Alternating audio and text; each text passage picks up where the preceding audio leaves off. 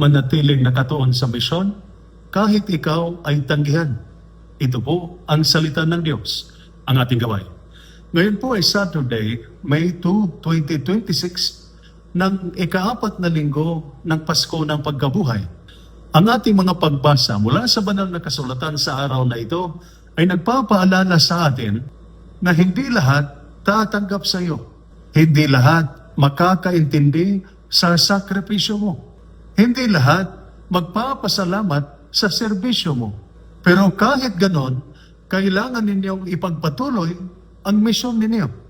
Dahil ang pagsunod sa Diyos ay hindi tungkol sa approval ng tao, kundi sa katapatan sa tungkulin.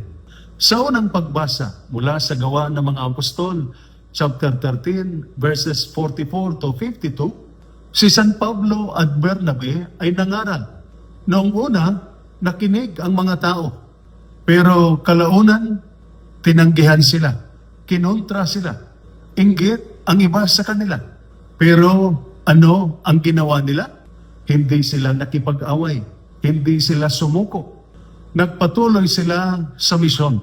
At ano ang resulta? Napuno sila ng kagalakan at ng Espiritu Santo. Ito ay paalala sa atin na ang pagtanggi ay hindi katapusan ng misyon. Minsan, bahagi pa ito ng misyon. Para sa inyo, may mga operasyon na hindi naiintindihan ng iba. May mga desisyon na kinukwestiyon. May sakripisyo na hindi pinapansin.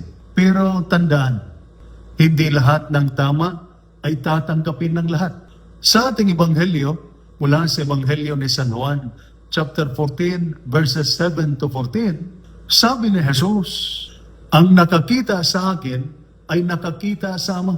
Ano man ang hingin ninyo sa aking pangalan ay gagawin ko.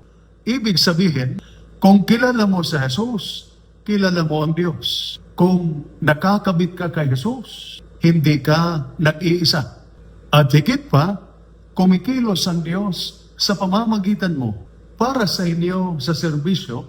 Sa bawat duty, hindi ka nag-iisa. Sa bawat panganib, hindi ka nag-iisa. Sa bawat sakripisyo, kasama mo ang Diyos. Minsan, hindi kayo na-appreciate. Minsan, kayo pa ang napupuna. Minsan, kayo pa ang nasisi. At pumapasok ang pagod. Nakakapagod na. Ayoko na. Parang wala namang halaga. Pero ang paalala ng Diyos, huwag kang tumigil sa paggawa ng tama. Bakit? Hindi lahat makakaintindi ng mission mo. Pero nakikita ng Diyos ang katapatan mo. At ang Diyos ang nagbibigay ng tunay na gantimpala. Ang tunay na sundalo ay hindi tumitigil dahil sa kritisismo. Hindi umaatras dahil sa rejection. Nagpapatuloy dahil sa misyon.